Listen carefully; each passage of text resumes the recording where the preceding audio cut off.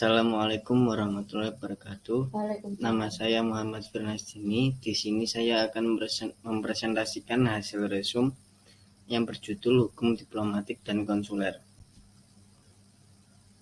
Pengertian hukum diplomatik pada hakikatnya merupakan ketentuan atau prinsip-prinsip hukum internasional yang mengatur hubungan diplomatik antar negara yang dilakukan atas dasar permufakatan bersama, dan ketentuan atau prinsip-prinsip tersebut dituangkan di dalam instrumen-instrumen hukum sebagai hasil dari kodifikasi hukum, kebiasaan internasional, dan pengembangan kemajuan hukum internasional.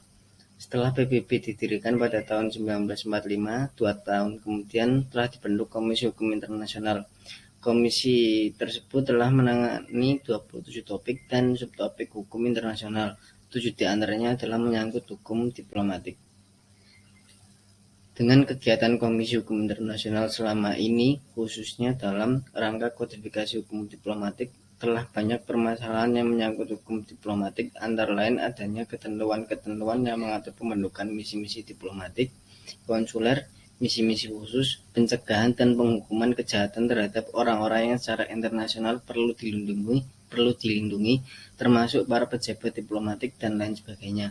Sebagaimana tersebut di atas, Komisi Hukum Internasional bertujuan untuk tidak saja meningkatkan pengembangan kemajuan hukum internasional, tetapi juga kodifikasinya, termasuk di dalamnya hukum diplomatik. Penggolongan kepala perwakilan diplomatik telah ditetapkan dalam Kongres Wina 1815 sebagai berikut. 1. Duta-duta besar dan para utusan. 2. Minister Plenipotentiary dan Envoys Extraordinary. Kemudian yang ketiga, kuasa usaha.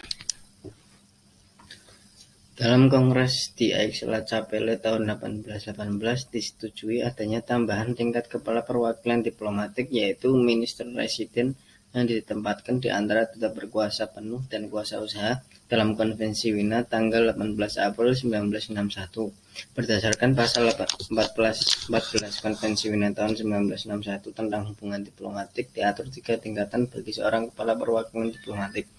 3 tingkatan yang dimaksud adalah: 1. Duta besar yang ditempatkan pada kepala negara dan kepala misi yang tingkatannya sama. Kemudian yang kedua, envoy minister dan internuncois yang ditempatkan pada kepala negara. Kemudian yang ketiga yaitu kuasa usaha yang ditempatkan pada menteri luar negeri. Saat ini setiap negara yang merdeka dan berdaulat hampir selalu menempatkan perwakilan diplomatiknya di setiap negara. Menurut kebiasaan internasional, semua wakil-wakil diplomatik yang ditempatkan pada suatu negara yang diketuai oleh salah seorang duta besar yang bertugas paling lama di negara tersebut, yang dikenal dengan sebutan doyen. Setiap negara mempunyai hak perwalian atau right of relation.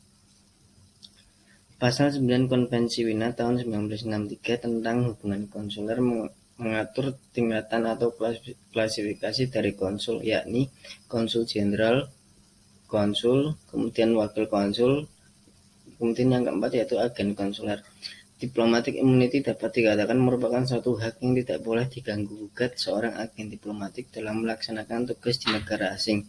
Kekebalan dan keistimewaan diplomatik yang diberikan pada perwakilan diplomatik sesuai dengan Konvensi Wina tahun 1961 yaitu kekebalan diri pribadi, kekebalan yurisdiksional, kekebalan dari kewajiban untuk menjadi saksi, kekebalan kantor kediaman dan tempat kediaman, kekebalan korespondensi, kekebalan dan keistimewaan diplomatik negara ketiga, penanggalan kekebalan diplomatik, pembebasan terhadap pajak dan bea cukai atau bea masuk.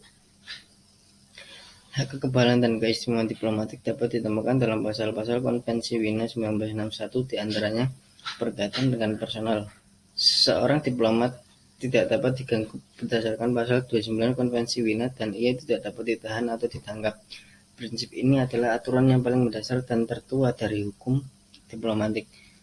Kemudian pasal 31 ayat 1 Konvensi menetapkan bahwa diplomat kebal dari yurisdiksi pidana, yurisdiksi perdata, dan administrasi negara di mana mereka bertugas.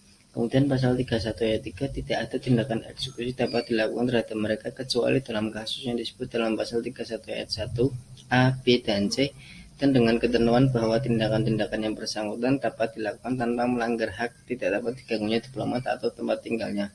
Kemudian pasal 37 mengatur bahwa anggota keluarga agen diplomatik yang menjadi bagian dari rumah tangganya akan menikmati hak istimewa dan kekebalan sebagaimana ditentukan dalam pasal 29-36. Jika bukan warga negara dari negara penerima.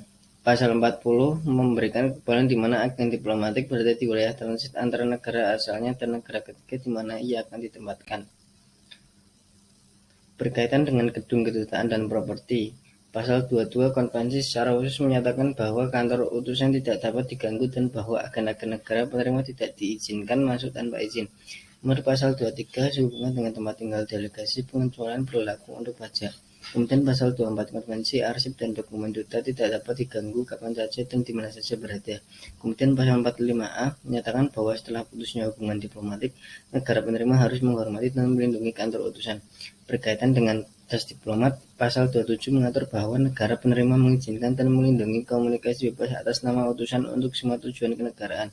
Komunikasi resmi seperti ini tidak dapat diganggu dan dapat mencakup penggunaan kurir diplomatik dan pesan dalam kode dan sandi meskipun diperlukan izin dari negara penerima untuk pemancar nirkabel. Kemudian Pasal 27 ayat 3 dan 4 berkaitan dengan tas diplomat dan menyatakan bahwa tas tersebut tidak boleh dibuka atau ditahan, dan bahwa paket yang merupakan tas diplomatik harus kelihatan sifat-sifatnya dari luar dan hanya boleh berisi dokumen-dokumen diplomatik atau berkas-berkas yang digunakan untuk tujuan kenegaraan. Sekian, terima kasih materi hasil resum diplomatik dari saya. Wassalamualaikum warahmatullahi wabarakatuh.